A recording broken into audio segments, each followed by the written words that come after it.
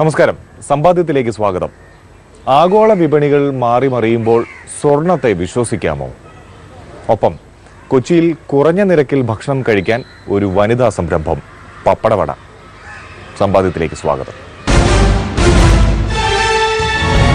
ആഗോള സാമ്പത്തിക രംഗം പിടികൊടുക്കാതെ മുന്നോട്ട് പോവുകയാണ്. ഡോളറിന്റെയും രൂപയുടെയും സ്വർണത്തിന്റെയും മൂല്യങ്ങളെല്ലാം മാറി മറിയുന്നു. നിക്ഷേപകർക്കാണ് ഈ ഒരു ഘട്ടത്തിൽ ആശങ്ക. എവിടെയായിരിക്കും ഉചിതമായൊരു നിക്ഷേപം നടത്തുക? എല്ലാ കാലത്തെയും പോലെ സ്വർണത്തെ കണ്ണുമടച്ച് വിശ്വസിക്കാനാകുമോ? സ്വർണ്ണ നിക്ഷേപത്തിലെ പ്രതിസന്ധികൾ എന്തൊക്കെയാണ്? വിലയിരുത്താം സമ്പാദ്യം സ്പെഷ്യൽ.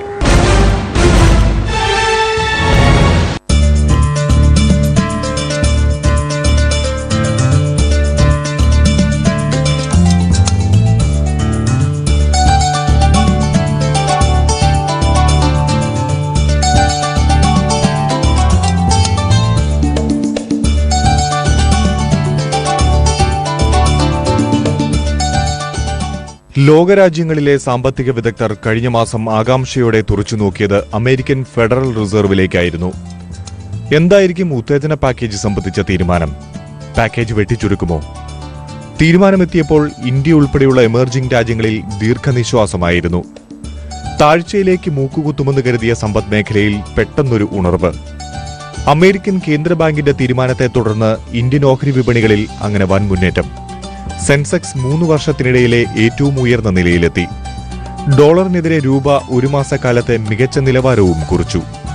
61 രൂപ 77 പൈസയിലും എത്തി. വിദേശ ഫണ്ടുകളിൽ വലിയ തോതിൽ അടിസ്ഥാനമാക്കിയാണ് ഇന്ത്യയെപ്പോലുള്ള ഏഷ്യൻ രാജ്യങ്ങളുടെ വിപണി. അതുകൊണ്ടുതന്നെ ഉത്തേജന പാക്കേജ് തുടരാനുള്ള തീരുമാനം ഏഷ്യയെ ആകെ ഉണർത്തുകയായിരുന്നു.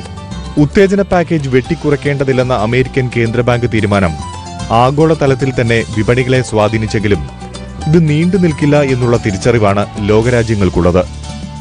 റിസർവ് ബാങ്ക് ഓഫ് ഇന്ത്യയും കേന്ദ്ര സർക്കാരുമൊക്കെ ആ വഴിക്ക് തന്നെയാണ് ചിന്തിക്കുന്നത്. സമ്പദ് മേഖലയിലെ വളർച്ചക്കുറവും രൂപയുടെ മൂല്യത്തകർച്ചയും പണപ്പെരുപ്പവും ഓഹരി വിപണിയിലെ ചാഞ്ചാട്ടവുമൊക്കെയാണ് ഇന്ത്യയുടെ അസ്വസ്ഥതകൾ. എന്നാൽ കേന്ദ്ര സർക്കാരിന്റെയും റിസർവ് ബാങ്ക് ഓഫ് ഇന്ത്യയുടെയും നയസമീപനങ്ങൾ ഈ കുറവുകളൊക്കെ വൈകാതെ മാറ്റിമറിക്കുമെന്ന് തന്നെ കരുതാം. പുതിയ RBI ഗവർണർ രഘുറാം രാജന്റെ നീക്കങ്ങൾ അതുകൊണ്ട് തന്നെ ധനകാര്യ വിദഗ്ധർ ഉറ്റുനോക്കുകയാണ്. ആഗോള സാമ്പത്തിക രംഗത്തെ മാറ്റങ്ങൾ അത്ര കണ്ടു ഗവനിക്കാതിരുന്ന ഇന്ത്യയിലെ നിക്ഷേപകർ പക്ഷേ ഇപ്പോൾ ലോക വിപണിയുടെ ചലനങ്ങളിലേക്ക് ശ്രദ്ധയൂന്നുന്നു. ഡോളറും രൂപയും സ്വർണവും ഓഹരി വിപണിയുമെല്ലാം ഏറെയും കുറഞ്ഞു വരിക്കുമ്പോൾ മികച്ചൊരു വരുമാനത്തിനായി എവിടെ നിക്ഷേപിക്കണം എന്നറിയാതെ കുഴയുകയാണ് മധ്യവർത്തി നിക്ഷേപകർ. എല്ലാ കാലത്തും കണ്ണുമടച്ച് നിക്ഷേപം നടത്താമായിരുന്ന സ്വർണത്തെ പലരും സംശയദൃഷ്ടിയോടെ കണ്ടു തുടങ്ങിയിരിക്കുന്നു. അതിന് കാരണങ്ങളുമുണ്ട്. സ്വർണത്തിൽ നിക്ഷേപിക്കുന്നതിനെ പറ്റി ഇപ്പോൾ പ്രത്യേകിച്ച് പുതുതായിട്ട് നിക്ഷേപിക്കാൻ പോകുന്ന ഒരു ഇൻവെസ്റ്റർ കാര്യമായിട്ട് അറിഞ്ഞിരിക്കേണ്ട ചില അടിസ്ഥാന വസ്തുതകളുണ്ട്. പ്രധാനമായും കഴിഞ്ഞ 7-8 വർഷമായിട്ട് ഗോൾഡിൽ ഇൻവെസ്റ്റ് ചെയ്യാൻ പൊതുവെ എല്ലാവരും പ്രോത്സാഹിപ്പിച്ചിരുന്നെങ്കിൽ ഇന്ന് ഗോൾഡിൽ നിക്ഷേപിക്കുന്നതിന് ഗവൺമെൻറ് ഓഫ് ഇന്ത്യയുടെ തീരുമാനങ്ങൾ എതിരാണ്. കാരണം ഗോൾഡ് അധികമായി ഇമ്പോർട്ട് ചെയ്യുന്നതിനെ നിയന്ത്രിക്കാനുള്ള ബന്ധപ്പാടിലും അതിനുവേണ്ട നിയമങ്ങളും ഉണ്ടാക്കിക്കൊണ്ടിരിക്കുകയാണ് ഗവൺമെൻറ്. അപ്പോൾ അതിനുള്ളിൽ നിന്ന് നമുക്ക് നിക്ഷേപത്തിനെ പറ്റി ചിന്തിക്കാൻ സാധിക്കൂ. പ്രധാനമായും സ്വർണ്ണവിലയിലുണ്ടാവുന്ന വൊളാറ്റിലിറ്റി, വില ക്രമാതീതമായി ഉയരുകയും താഴുകയും ചെയ്യുന്ന ഒരു സന്ദർഭത്തിൽ സ്വർണമെന്നല്ല ഒരു കമ്മോഡിറ്റിയിലും നിക്ഷേപകരെ സംബന്ധിച്ചിടത്തോളം ഭയങ്കരമായിട്ട് ശ്രദ്ധിക്കേണ്ട ഒരു സമയമാണ്. അപ്പോൾ സ്വർണത്തിൻ്റെ വില ക്രമാതീതമായിട്ട് ഉയർന്നും താഴ്ന്നും കൊണ്ടിരിക്കുന്ന, അല്ലെങ്കിൽ നമ്മൾ പറയുന്നത് ചാഞ്ചാടിക്കൊണ്ടിരിക്കാനുള്ള പ്രധാന കാരണം സ്വർണത്തിൻ്റെ വിലയേക്കാൾ നമ്മളുടെ കറൻസി ഫ്ലക്ച്വേഷനാണ്. കറൻസി ഇന്ത്യൻ റുപ്പി അമേരിക്കൻ ഡോളറുമായിട്ടുള്ള വിലയിലുണ്ടായിക്കൊണ്ടിരിക്കുന്ന ഏറ്റക്കുറച്ചിലുകളാണ് ഈ സ്വർണത്തിൻ്റെ വിലയെ മാറ്റുന്നതിൽ ഏറ്റവും കൂടുതൽ പ്രധാന ഘടകം. കഴിഞ്ഞ ഒരു കൊല്ലം മുമ്പ് വരെ ഇന്ത്യൻ റുപ്പിയുടെ ഒരു വിലയിലുണ്ടായിരുന്ന നിശ്ചിതത്വം അല്ലെങ്കിൽ ഏകദേശം ഒരു ഫ്ലക്ച്വേഷൻ വളരെ കുറവായിരുന്നു. അപ്പോൾ ആ സമയത്ത് നമുക്ക് സ്വർണത്തിൻ്റെ ഇൻ്റർനാഷണൽ പ്രൈസ് മാത്രം നോക്കിയാൽ മതിയായിരുന്നു. പക്ഷേ കഴിഞ്ഞ ഒരു വർഷത്തെ ചരിത്രം നോക്കുകയാണെങ്കിൽ സ്വർണത്തിലെ വിലയിൽ ഉണ്ടായിട്ടുള്ള മാറ്റത്തിനേക്കാൾ കൂടുതൽ റുപ്പി വേഴ്സസ് ഡോളർ ഉള്ള ഫ്ലക്ച്വേഷനാണ് ഇതിലെ സ്വർണ്ണവിലയെ നിയന്ത്രിച്ചിരുന്നത്. സ്വർണത്തിൻ്റെ വില നമ്മൾ മേടിച്ച് ഇറങ്ങുമ്പോഴേക്കും അതിൻ്റെ വില മാറിയിട്ടുണ്ടാവും. അത് ചിലപ്പോൾ നമുക്ക് അനുകൂലമോ പ്രതികൂലമായിട്ട് വരും. അപ്പോൾ ആൾക്കാർക്ക് നിക്ഷേപിക്കാൻ പ്രശ്നം. അപ്പോൾ അതിൽ നമ്മളൊരു ഈ നിക്ഷേപം എന്ന് പറഞ്ഞാൽ ഒരു ലോങ് ടേം അടിസ്ഥാനത്തിലായിരിക്കണം നിക്ഷേപത്തിന് തയ്യാറാവേണ്ടത്. അങ്ങനെ ഒരു ലോങ് ടേം ഇൻവെസ്റ്റ്മെൻറ്റിന് ഇപ്പോൾ ഗോൾഡിൻ്റെ വില നമുക്കൊരു 2 കൊല്ലം 3 കൊല്ലം കഴിഞ്ഞാൽ ഗോൾഡിൻ്റെ വിലയിൽ കാര്യമായ കയറ്റം ഉണ്ടാവും എന്ന് പറയാൻ നിർവാഹം ഇല്ലാത്തൊരു സ്ഥിതിയാണ്. കാരണം സ്വർണത്തിൻ്റെ വില ഇൻ്റർനാഷണൽ മാർക്കറ്റിൽ കൂടിയാലും ഇന്ത്യൻ കറൻസി, ഇന്ത്യൻ സാമ്പത്തിക സ്ഥിതി മെച്ചപ്പെടുകയാണെങ്കിൽ രൂപയുടെ മൂല്യം ഉയരാനുള്ള സാധ്യതയുണ്ട്. അങ്ങനെ വരുമ്പോൾ സ്വർണത്തിൻ്റെ വിലയിൽ അഡ്ജസ്റ്റ്മെൻറ്റ് വരും. അപ്പോൾ ഇത് സ്വർണത്തിൽ നിക്ഷേപിക്കാൻ പോകുന്ന ആളുകൾ ഇതിനെ മനസ്സിലാക്കണം. ദീർഘകാലത്തേക്കാണ് ഭൂരിപക്ഷത്തിന്റെയും സ്വർണ്ണ നിക്ഷേപം. വിവാഹമോ ഭാവിയിലെ മറ്റാവശ്യങ്ങളോ കണക്കിലെടുത്ത് സ്വർണ്ണ നിക്ഷേപം നടത്തുന്നത് ഏറ്റവും ഉചിതമായ കാര്യം തന്നെ. പക്ഷേ റിയൽ എസ്റ്റേറ്റ്, സ്റ്റോക്ക് എക്സ്ചേഞ്ച് പോലെ വരുമാനമുണ്ടാക്കാവുന്ന മാർഗമാവില്ല സ്വർണം. സ്വർണത്തിൽ നിക്ഷേപം നടത്തുന്നത് കേന്ദ്ര സർക്കാരും പ്രോത്സാഹിപ്പിക്കുന്നില്ല. അതിന് വളരെ പ്രധാനപ്പെട്ട ചില കാരണങ്ങളുമുണ്ട്. ക്രൂഡ് ഓയിൽ കഴിഞ്ഞാൽ രാജ്യത്ത് ഏറ്റവും അധികം ഇമ്പോർട്ട് ബിൽ വരുന്നത് സ്വർണത്തിനാണ്. സ്വർണം ഇറക്കുമതി ചെയ്യുന്നതിൽ കേന്ദ്ര സർക്കാരുകൾക്ക് നേരത്തെ ഉദാര സമീപനമായിരുന്നു. അക്കാലത്ത് സ്വർണം ഇറക്കുമതി ചെയ്ത് ആഭരണങ്ങളാക്കി മാറ്റിയ ശേഷം വിദേശ വിപണികളിലേക്ക് ധാരാളം കയറ്റി അയക്കാനും കഴിഞ്ഞു. എന്നാൽ ഇപ്പോൾ സ്വർണ്ണാഭരണത്തിന് വിദേശ വിപണികളിൽ വലിയ പ്രിയമില്ല. അത് ഈ രംഗത്തിന് തിരിച്ചടിയായി എന്ന് മാത്രമല്ല, ഇന്ത്യയിൽ ധാരാളം സ്വർണം ഉപയോഗശൂന്യമായി ലാഭകരമല്ലാത്ത രീതിയിൽ കെട്ടിക്കിടക്കാനും തുടങ്ങി. കഴിഞ്ഞ വർഷത്തെ RBIയുടെ കണ്ടെത്തൽ പ്രകാരം ഏകദേശം 7000 ടൺ സ്വർണമാണ് ഉപയോഗശൂന്യമായി ലാഭമെടുക്കാൻ കഴിയാത്ത വിധം രാജ്യത്ത് കെട്ടിക്കിടക്കുന്നത്. ദീർഘകാല നിക്ഷേപം എന്ന രീതിയിലും സ്വർണത്തോടുള്ള ആളുകളുടെ വൈകാരിക അടുപ്പം മൂലവുമൊക്കെയാണ് ഇങ്ങനെ സംഭവിക്കുന്നത്. സ്വർണത്തിന്റെ ഇറക്കുമതി വർദ്ധിച്ചത് രാജ്യത്തെ കറണ്ട് അക്കൗണ്ട് കമ്മി വർദ്ധിക്കാനും ഇടയാക്കി. അതുകൊണ്ടുതന്നെ വലിയ ഗൗരവത്തോടെ കേന്ദ്ര സർക്കാർ ഈ വിഷയത്തെ കാണുകയാണ്. സ്വർണ്ണാഭരണങ്ങളുടെ ഇറക്കുമതി തീരുവ അതുകൊണ്ടുതന്നെ 10% നിന്ന് 15% വർദ്ധിപ്പിച്ചു. ജനങ്ങളുടെ കയ്യിൽ കെട്ടിക്കിടക്കുന്ന സ്വർണം ബാങ്ക് ഫിക്സഡ് ഡെപ്പോസിറ്റ് മാതൃകയിൽ റിട്ടേൺ ലഭിക്കും വിധം നിക്ഷേപിക്കാൻ അവസരമൊരുക്കാനും കേന്ദ്രം പരിശ്രമിക്കുകയാണ്. ഇപ്പം നിങ്ങളുടെ കയ്യിൽ 100 ഗ്രാം ഗോൾഡ് ഉണ്ട്. നിങ്ങൾക്ക് 5 കൊല്ലം കഴിഞ്ഞിട്ട് മതി സ്വർണത്തിൻ്റെ ആവശ്യമെങ്കിൽ നിങ്ങൾ ആ സ്വർണം ഇപ്പോൾ വെക്കുന്നത്, ഇപ്പോൾ നമുക്കൊരു ചിലവുണ്ട്.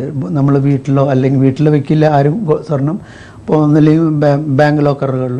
അപ്പോൾ അത് വയ്ക്കുമ്പോൾ നമുക്ക് സ്വർണത്തിൻ്റെ വിലയിലൊരു ഇതും കിട്ടുന്നില്ല. പക്ഷേ നമ്മളിപ്പോൾ ഈ സ്വർണം ഇന്ന് കൊണ്ട് ഇതിനുള്ള ഡെസിഗ്നേറ്റഡ് ബാങ്കിൽ കൊടുക്കുകയാണെങ്കിൽ അവരതിൻ്റെ ക്വാളിറ്റി നോക്കി അവർ പറയുന്ന ക്വാളിറ്റിയിലേക്ക് കൺവേർട്ട് ചെയ്ത് ആ ഗോൾഡിൻ്റെ നമുക്ക് ഒരു റെസിപ്റ്റ് തരും. അതിൽ നമുക്ക് എന്നാണോ നമ്മൾ ആവശ്യപ്പെടുന്നത് വെച്ചാൽ ആ പീരീഡിൽ മുമ്പായിട്ട് തരാനുള്ള ഒരു അഗ്രിമെൻ്റ് ഉണ്ടാവും. അതുമാതിരി നമുക്ക് ആ പീരീഡിലേക്ക് നമുക്ക് നിശ്ചിത ഒരു സേവിങ്സ് ബാങ്ക് അക്കൗണ്ടിലിടുന്നേക്കാളിലും റിട്ടേൺ, ഒരു FDയുടെ മാതിരിയുള്ള റിട്ടേൺ നമുക്ക് കൊടുക്കാനാണ് ഉദ്ദേശിക്കുന്നത്. പക്ഷേ 6% 7% നമുക്ക് ആ വാല്യൂവിൻ്റെ മുകളിൽ റിട്ടേൺ കിട്ടാം. അപ്പോൾ നമ്മളെ സംബന്ധിച്ചിടത്തോളം നമ്മളുടെ ഇൻവെസ്റ്റ്മെൻറ്റിൽ നമുക്ക് റിട്ടേൺ കിട്ടും. പിന്നെ ക്യാപിറ്റൽ അപ്രീസിയേഷൻ ഉണ്ടാവുകയും ചെയ്യും. സ്വർണത്തിൻ്റെ വില കൂടാണ്. ഏഷ്യൻ വിപണിയിൽ പ്രധാനമായും ഇന്ത്യയും ചൈനയുമാണ് സ്വർണ്ണവില പിടിച്ചു നിർത്തുന്നത്. ഈ രാജ്യങ്ങളിൽ സ്വർണ്ണ ഉപഭോഗം കൂടുതലാണ് എന്നതുതന്നെ കാരണം. അമേരിക്കയിലും യൂറോപ്യൻ വിപണിയിലും സ്വർണം സ്ഥിരമായ ഒരു നിക്ഷേപ മാർഗമല്ല. ഡോളറിന്റെ മൂല്യം ഉയർന്നാൽ ഡോളറിനോടാവും പ്രിയം. സ്വർണത്തിൽ നിന്ന് ലാഭമെടുക്കാൻ കഴിയുന്ന സാഹചര്യത്തിലെ സ്വർണത്തെ പരിഗണിക്കൂ. ഇതുകൂടാതെ ഇക്വിറ്റിയിലും റിയൽ എസ്റ്റേറ്റിലുമൊക്കെ വരുമാനം കണ്ടെത്തും. ഈ കാഴ്ചപ്പാട് ഇന്ത്യക്കാർക്കും അനുകരിക്കാവുന്നതാണ്.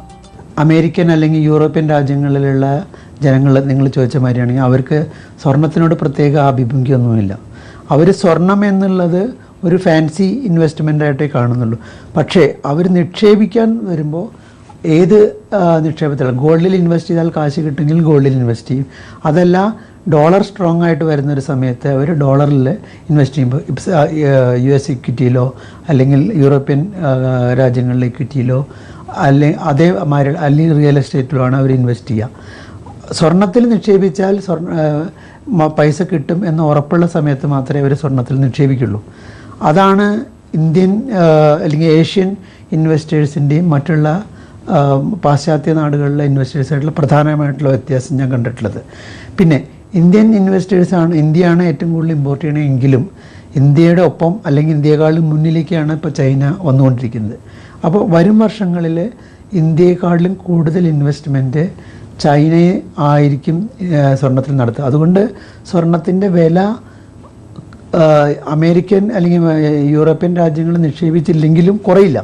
ഏഷ്യൻ രാജ്യങ്ങളുടെ ഇൻവെസ്റ്റ്മെൻറ്റ് കൊണ്ട് മാത്രമാണ് സ്വർണത്തിൻ്റെ വില ഇന്ന് ഈ ലെവലിൽ പിടിച്ചു നിർത്തിയേക്കുന്നത്. ഇൻ്റർനാഷണൽ പ്രൈസിലുള്ള ഗോൾഡ്, സ്പോട്ട് മാർക്കറ്റിലെ ഗോൾഡിൻ്റെ വിലയും ആ ഗോൾഡ് ഇന്ത്യയിൽ വരുന്ന അപ്പോഴുള്ള കറൻസി വെച്ചിട്ടുള്ള വില നോക്കുമ്പോൾ ചുരുങ്ങിയതൊരു $60 വ്യത്യാസം ഇന്ത്യയിൽ പ്രീമിയം ഉണ്ട്. കാരണം ഇന്ത്യയിലേക്ക് കൊണ്ടുവരുമ്പോൾ അതിനുള്ള ഇമ്പോർട്ട് ഡ്യൂട്ടി മറ്റുള്ള ചിലവുകളൊക്കെ കൂട്ടുമ്പോൾ ഇൻ്റർനാഷണൽ മാർക്കറ്റിനേക്കാളും $50-60 പ്രീമിയം ഇന്ത്യയിൽ ഇപ്പം ഇന്ന് നിലവിലുണ്ട്. അത് ഇന്ത്യൻ മാർക്കറ്റിൽ കിട്ടും. അപ്പോൾ അതുകൊണ്ട് ഇവിടെയുള്ള ഗോൾഡുകളുടെ വില ഉടനെ ഉയരുകയാണ്. അപ്പോൾ സ്ക്രാപ്പ് ഗോൾഡ് വിൽക്കാൻ ഏറ്റവും പറ്റിയ അവസരമാണ്. കാരണം ഇൻ്റർനാഷണൽ പ്രൈസ് ഗോൾഡിനേക്കാളും കൂടുതൽ വില ഇന്ത്യയിലുള്ള സ്വർണത്തിന് കിട്ടും. സ്വർണത്തിൽ നിക്ഷേപം ആവശ്യമെങ്കിൽ എക്സ്ചേഞ്ച് ട്രേഡഡ് ഫണ്ട് പോലുള്ള മാർഗങ്ങളിലൂടെ ലാഭമെടുക്കാം. പ്രത്യേക ഫണ്ടുകളിൽ സ്വർണം നിക്ഷേപിച്ച് മ്യൂച്വൽ ഫണ്ടുകൾ പോലെ പ്രവർത്തിച്ച് എക്സ്ചേഞ്ചുകളിൽ വ്യാപാരം ചെയ്ത് ലാഭം ഉണ്ടാക്കാം. ഇപ്പോൾ ഈ ഗോൾഡിൻ്റെ വിലയെ പറ്റിയിട്ട് നല്ലോണം പഠിക്കുന്ന ആൾക്കാർക്ക് അല്ലെങ്കിൽ ഗോൾഡിൻ്റെ ഇൻവെസ്റ്റ് ചെയ്യാൻ ചെറിയ മുതൽ മുടക്കിപ്പോൾ ഒരു 1000 രൂപ അല്ലെങ്കിൽ 2000 രൂപ തൊട്ട് ഇൻവെസ്റ്റ് ചെയ്യാൻ തക്കമുള്ള ആൾക്കാർക്കും ഇൻവെസ്റ്റ് ചെയ്യാൻ പറ്റുന്ന ഇപ്പോൾ ഉള്ളൊരു ഏക മാർഗ്ഗമാണ് ETF. അതായത് എക്സ്ചേഞ്ച് ട്രേഡഡ് ഫണ്ടുകളുണ്ട്. അത് ഗോൾഡിനായിട്ടുള്ള സ്പെഷ്യലൈസ്ഡ് ഫണ്ടുകളിൽ നിരവധി ഫണ്ടുകൾ ഇപ്പം അവൈലബിൾ ആണ്. ഏതെങ്കിലും ഇക്വിറ്റി ബ്രോക്കർ അടുത്ത് ചോദിക്കുകയാണെങ്കിൽ, ഇപ്പോൾ ജീവിതത്തിൻ്റെ ഓഫീസിൽ വരികയാണെങ്കിൽ അവർ നിങ്ങൾക്ക് അതിനെ പറ്റിയിട്ടുള്ള അഡ്വൈസ് തരും, ഏതൊക്കെ സ്കീമിൽ. അപ്പോൾ അങ്ങനെയുള്ള സ്കീമുകളിൽ തുടർച്ചയായിട്ട് വേണമെങ്കിൽ ഇൻവെസ്റ്റ് ചെയ്യാം. അത് നമുക്ക് എപ്പോൾ വേണമെങ്കിൽ, അത് ഹൈലി ലിക്വിഡാണ്, എപ്പോൾ വേണമെങ്കിലും നമുക്ക് തിരിച്ച് വിൽക്കാനും പറ്റും. ഇപ്പോൾ നമ്മൾ മേടിച്ച് നമുക്ക് ഒരു എത്ര പെർസെൻറ്റേജാണ് നമ്മൾ ഗ്രോത്ത് ആഗ്രഹിക്കുന്നതെങ്കിൽ നമ്മളുടെ ഇൻവെസ്റ്റ്മെൻ്റ് അനുസരിച്ച് നമുക്ക് വിലയിൽ ഉയർച്ച കിട്ടി നമുക്ക് പൈസയ്ക്ക് ആവശ്യമുണ്ടെങ്കിൽ നമുക്ക് തിരിച്ച് വിൽക്കാം. അല്ലെങ്കിൽ നമുക്ക് എന്തെങ്കിലും സാമ്പത്തികമായിട്ടൊരു ആവശ്യം വന്നാലും അപ്പം നടക്കുന്ന വിലയ്ക്ക് നമുക്ക് വിൽക്കാൻ പറ്റും. അപ്പോൾ ലിക്വിഡിറ്റി വളരെ ഉള്ളൊരു പ്രൊഡക്റ്റാണ്. ഒരു നിക്ഷേപ മാർഗമായിട്ട് സ്വർണത്തിൽ നമ്മൾ ഡയറക്റ്റ് സ്വർണം മേടിക്കാതെ സ്വർണത്തിൻ്റെ വില അനുസരിച്ചുള്ള ബെനിഫിറ്റ് നമുക്ക് കിട്ടുകയും ചെയ്യും. എന്തൊക്കെയായാലും ഏഷ്യക്കാർക്ക് സ്വർണത്തിനോട് അമിതാഗ്രഹം നീണ്ടു നിൽക്കുന്നിടത്തോളം കാലം വലിയ വർധനയുണ്ടായില്ലെങ്കിലും സ്വർണ്ണവില ക്രമാതീതമായി കുറയില്ല എന്നുറപ്പിക്കാം.